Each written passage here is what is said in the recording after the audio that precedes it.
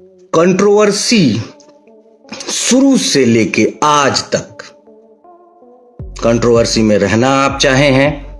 Controversy किस वजह से आपको फायदे भी बहुत मिले हैं। आप आज की डेट में इंडस्ट्री में हैं तो सिर्फ और सिर्फ बिकॉज ऑफ कंट्रोवर्सी। कंट्रोवर्सी से ही आपको फायदा मिला है।